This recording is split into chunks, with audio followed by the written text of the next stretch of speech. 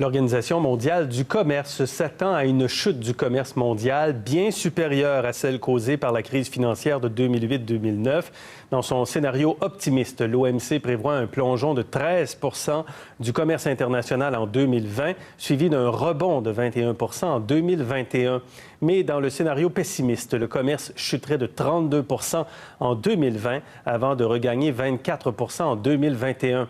La suite des choses dépendra de la durée de la pandémie et des mesures mises en place pour stimuler la reprise. Avec nous ce soir à Washington, nous recevons avec grand plaisir Olivier Blanchard du Peterson Institute for International Economics et ancien chef économiste du Fonds monétaire international. Bonsoir, M. Blanchard. Bonsoir. Alors, l'OMC aujourd'hui parle de la plus grande crise de l'histoire pour le commerce international. Quelle est votre analyse à vous de la situation actuelle? Oui, non, je pense qu'ils ont raison et je pense que le scénario pessimiste que vous avez indiqué est vraiment le plus réaliste. Bon, d'abord, il va y avoir une très grosse récession dans presque tous les pays du monde, mais l'effet sur le commerce international va être amplifié. On voit une énorme diminution du commerce, même étant donné l'activité. L'activité est faible. Donc les chiffres qu'ils ont donnés me paraissent raisonnables et si j'avais à en choisir un, ce serait leur scénario pessimiste, absolument. Ah oui. Dans un texte que vous avez publié ce matin, dans un texte d'analyse avec le Peterson Institute, vous dites qu'il ne s'agit pas d'une récession normale et qu'il vaut mieux se tromper en donnant trop d'argent aux gens présentement plutôt que trop peu. Expliquez-nous votre réflexion là-dessus.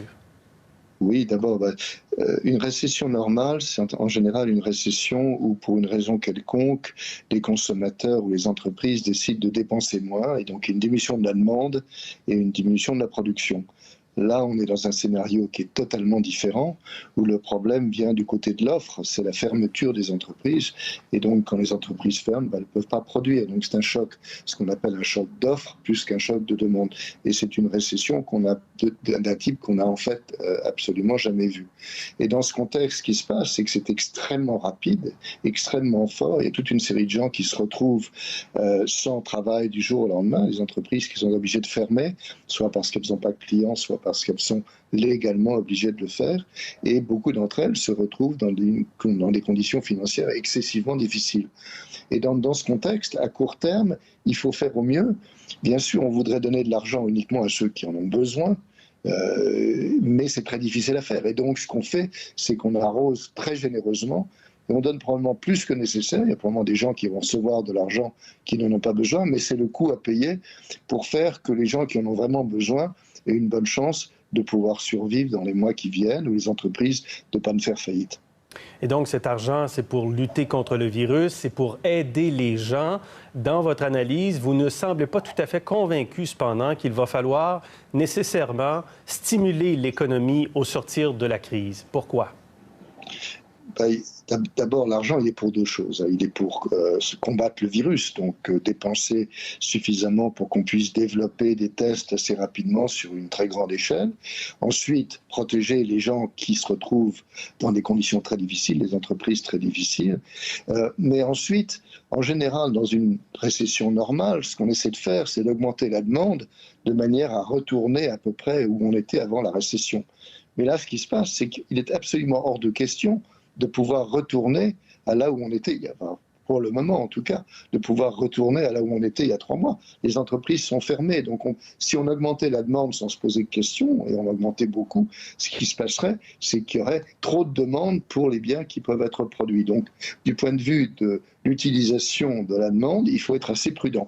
Il faut donner aux gens ce dont ils ont besoin pour vivre, donner aux entreprises ce qu'ils ont besoin pour survivre, mais donner plus d'argent aux gens augmenterait la demande, peut-être au-delà de ce qui est possible de produire à ce stade. On s'est beaucoup inquiété de la hausse des dettes publiques après la crise financière de 2008. Vous étiez au FMI à l'époque et vous aviez exprimé cette inquiétude en proposant toute une feuille de route pour réduire l'endettement public.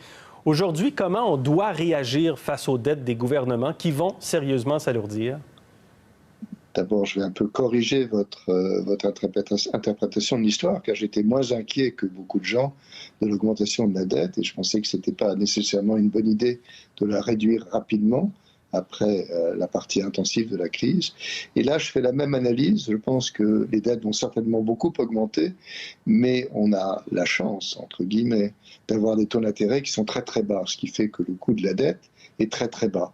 Et je pense en conséquence que d'une part, on doit dépenser ce qui est nécessaire maintenant, sans se poser trop de questions, et que quand la dette aura augmenté, et elle aura augmenté, on pourra vraiment y faire face sans avoir à prendre des mesures dramatiques, sans avoir à augmenter les impôts de manière considérable ou diminuer les dépenses. Donc je crois que c'est très important de faire ce qu'il faut maintenant, d'accepter l'augmentation de la dette, et a priori, on devrait s'en sortir, même avec des niveaux de dette beaucoup plus élevés que ceux d'aujourd'hui. Et on ne sera pas obligé donc d'aller vers des mesures qu'on qualifiait d'austérité à l'époque? Je crois que, bien sûr, il est désirable, autre chose égale, de diminuer la dette, bien sûr, mais il faut le faire sans conséquences économiques graves. Et tant que la politique monétaire ne peut pas aider, et pour le moment la politique monétaire ne peut pas vraiment aider à l'activité, les taux sont à peu près à zéro, il faut être très très prudent sur ce qu'on a appelé l'austérité budgétaire. Il faudra le faire à un moment, mais pas tout de suite et probablement pas dans les quelques années qui viennent. Est-ce que vous êtes d'avis, dans la crise actuelle, que la coordination, justement, entre la politique monétaire, la politique fiscale, donc entre les gouvernements et les banques centrales, est suffisante et bien équilibrée, bien appropriée? On peut toujours espérer plus, mais pour le moment, je ne vois rien de dramatique. Il me semble que ce que font les gouvernements, c'est de dépenser ce qui est nécessaire de dépenser, et les banques centrales font en sorte que les taux d'intérêt restent bas, ce qui est assez justifié. Donc, pour le moment, il me semble que ça marche à peu près. Entre les pays, il n'y a pas beaucoup de coordination, mais là encore, elle n'est pas essentielle. Ce qui est essentiel, c'est que chaque pays dépense ce qui est nécessaire pour faire face à la crise et que les banques centrales dans chaque pays fassent ce qu'il faut. La seule dimension dans laquelle j'aimerais avoir beaucoup plus de coordination et de générosité, c'est l'aide aux pays émergents, l'aide aux pays pauvres, qui eux vont souffrir énormément et n'ont absolument pas les moyens de faire face à la crise tout seuls. Est-ce qu'il faut repenser dans l'avenir la place de l'État? Ici, on a parlé beaucoup de subventions salariales ou soit de nationalisation d'activités, de revenus minimum universel garanti. Est-ce qu'il va falloir réfléchir à ça, la place de l'État dans l'économie et dans le soutien aux gens? Bon, il est clair que ce qu'on a compris pendant cette crise, c'est que le rôle de l'État est très très important dans une crise de gens. Si on laissait les marchés fonctionner sans intervention de l'État, on serait dans une situation absolument dramatique.